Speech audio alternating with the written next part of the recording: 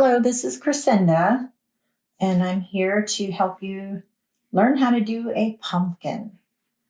Today I'm going to show you how I do my E-wrap pumpkins, and I have a couple of different ways of doing them. And we're going to start by using 2 strands of yarn and making a slightly longer tail than normal, making a very simple slip knot, putting it onto our peg. And then we're going to just do an easy cast on. And this is using the E-wrap.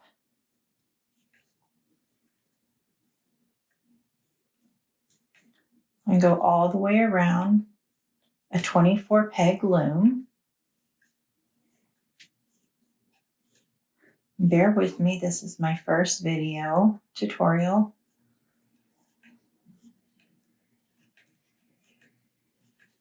And we go around again.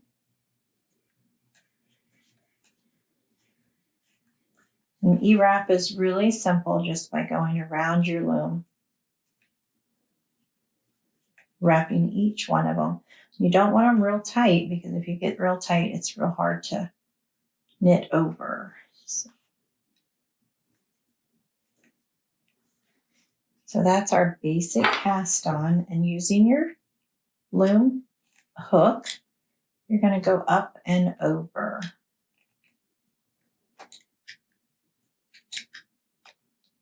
And that's all you do, is go up and over each one of those. Okay.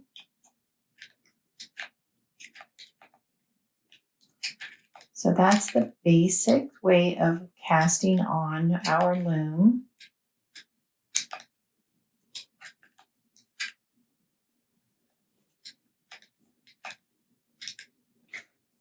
Okay.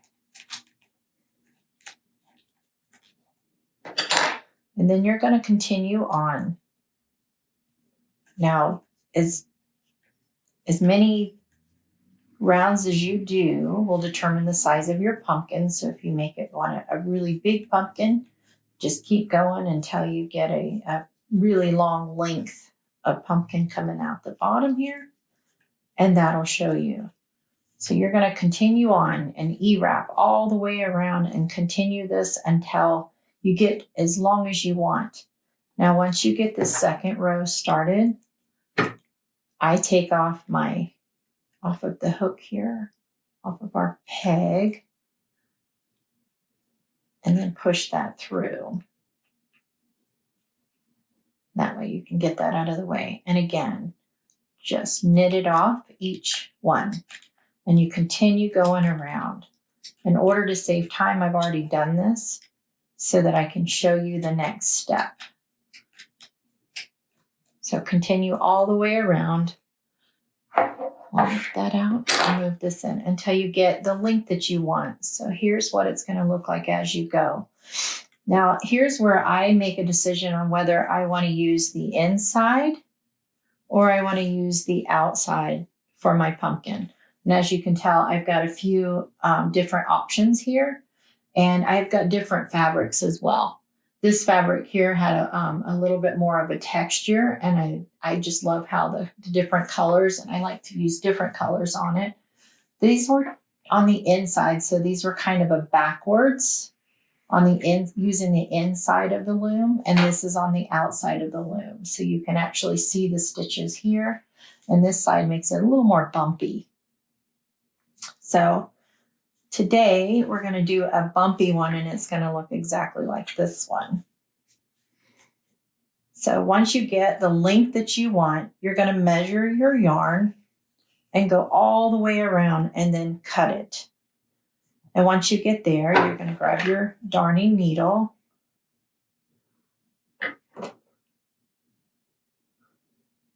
and pull it through.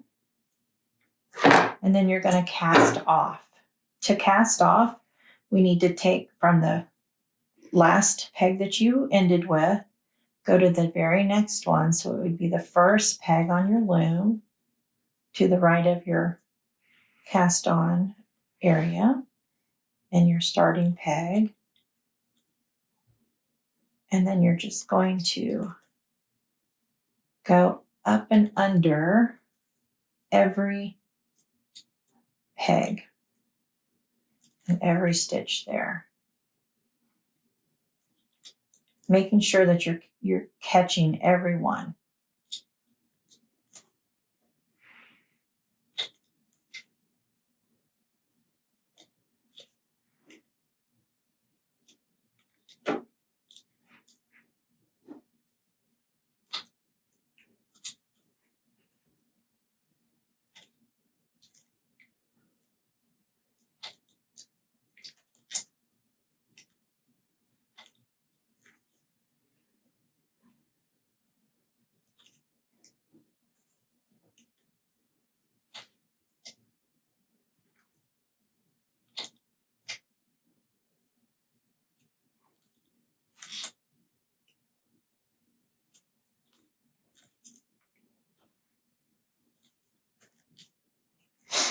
As you can see at the end, your tail gets a little shorter.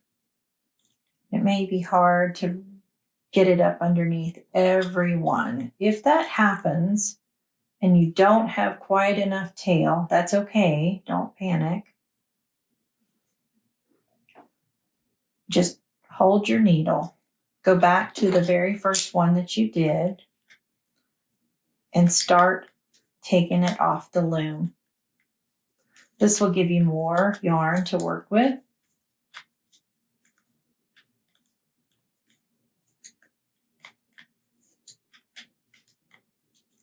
And will make it easier as you go.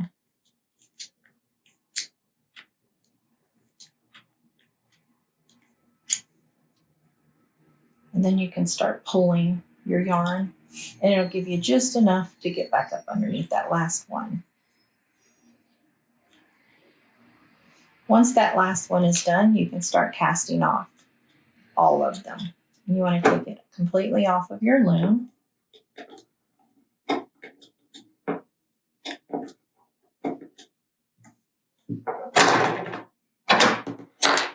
And you're going to end with this. So here's where you decide, do I want to go from the inside or for the outside? I like using the inside a lot more than I do the outside. For whatever reason, I like the look of it. So I try to do a little of both to kind of give different textures to my pumpkins. So this is your top, which is the drawstring. So cast off, so you'll be able to know that. That's because that one pulls real easy. But what we're going to do is we're going to cinch up this bottom piece. And because of the way we do this, that's why I have you make a longer tail. And that we're going to use, again, our darning needle. And we're simply going to catch the top loops. And if you can see that right there, you're going to catch the top loops of each one. And then we're just simply going to cinch it together.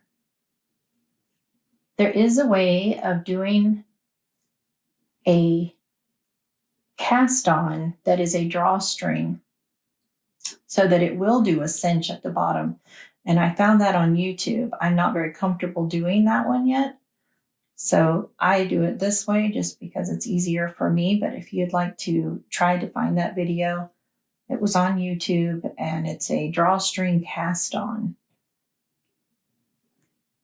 Wasn't super hard. I just, remembering the steps to be able to teach somebody is a little different for me. So again, you're going to go all the way around, catching the top loops. And then as you go and your string's going to get a little shorter, just pull it and cinch it up. And so you know that you're going to cinch. We're going to pull this real tight. This is going to be the bottom of your pumpkin.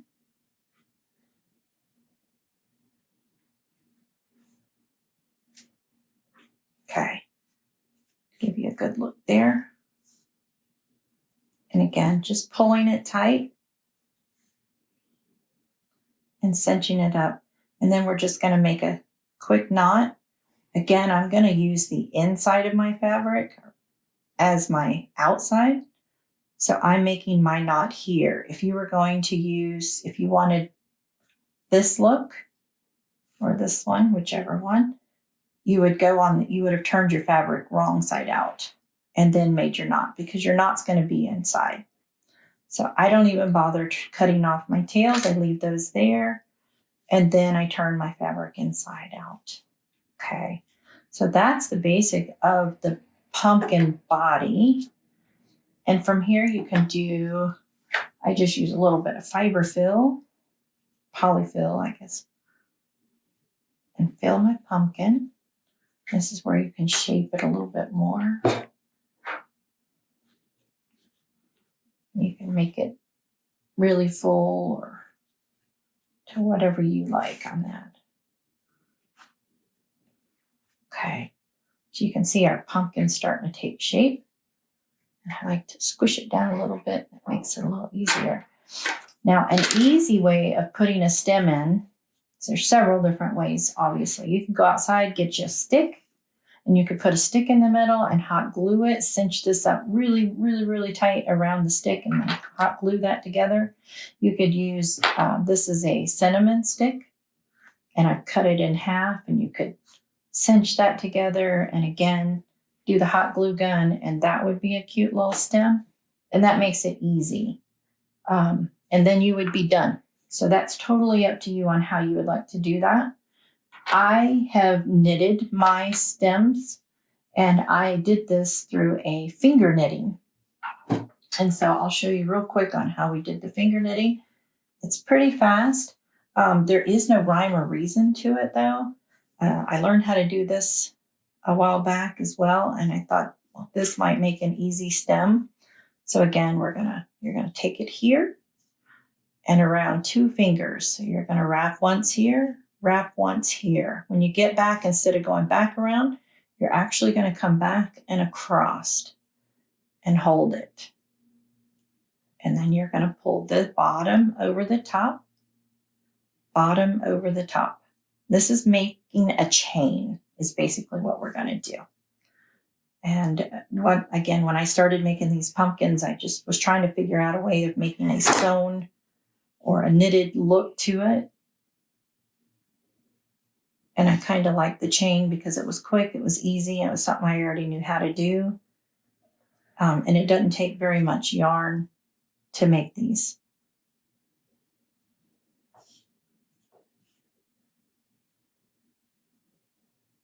So when I knitted them, I realized that they're a little flimsy when you do it this way.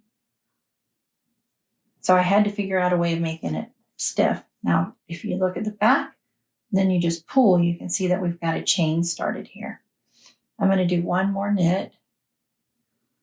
And then what I do is I make it twice as long as what I need the stem, because we're going to sew that into the pumpkin, and we'll need that. We'll need the length there. And we fold it over to make it stiffer. So there's one. So casting off is going under instead of over. So you're going to here, and you're going to take it underneath, and then you pull. Okay. So that makes a cute little chain.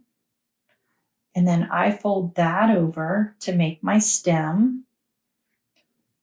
And the way that you make your stem stiff is I sew it.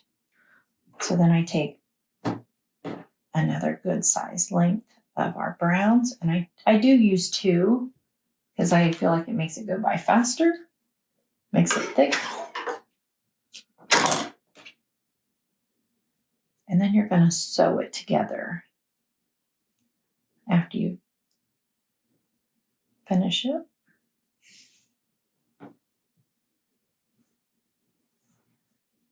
Okay.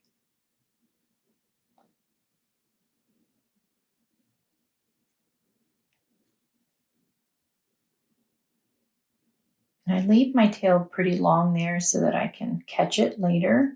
And again, there's really no rhyme or reason to the way I do this. It's truly just to catch some of these stitches and I go up one side, I'll go down the other. Sometimes I'll go back and forth. Just depends on the look you want and how uniform you would like it to look. I do this to make the stem stiff and to make it stand up in your pumpkin. And I've got it to where sometimes I'll give it a little cone on the top and sometimes just a straight stem look, you know. The good thing is it's very forgiving.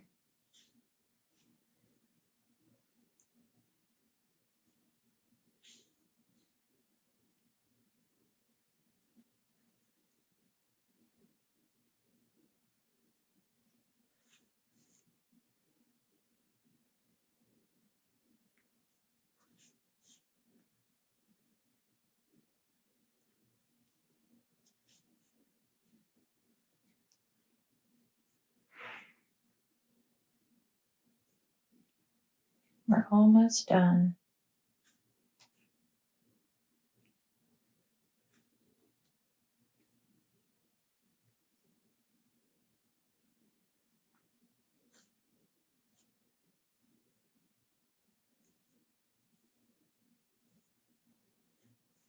All right. So then that is how we make a stem. So I have figured out a fun way of adding your stem without having any of your pieces showing at the top or any where you end. No knots are on the end. Everything is on the very bottom of your pumpkin, which most people will never see. So we're going to go through the polyfill, down through the bottom, and catch just on the outside of the hole. And that gives something to hold on to. So there's one. And then I take at least two of those. And I thread those on the darning needle.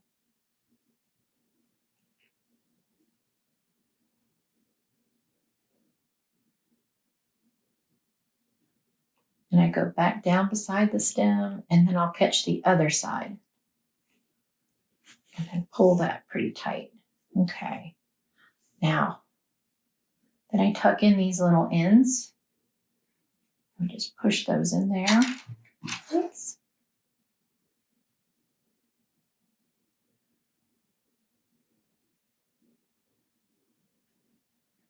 Tuck them all inside. Except for that one. We're going to leave that one there for a minute.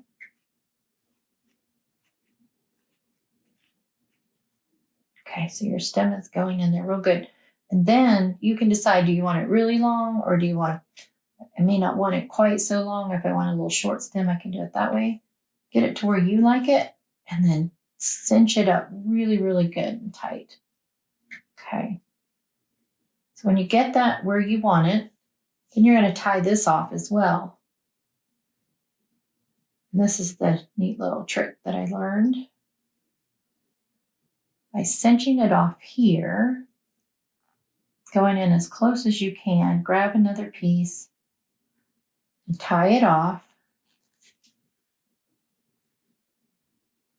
Go around twice, and that'll give you the knot that you'll need. And get it as close to the pumpkin as possible. Pull it on in. Okay. And then that little knot right there is actually going to go inside because you're going to go just inside of the stem. And we're going to go all the way back down and again, pull it right outside of the hole and pull it through as tight as you can there. And look, your knot disappears down into the pumpkin. And it gives you a little bit of a pull. It gives you a little puckering for your pumpkin.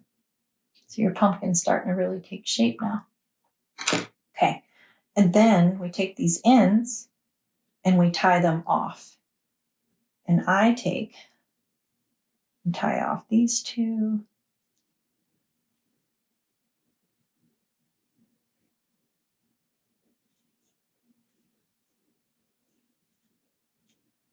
Tie them pretty good and tight. And then I tie these two together.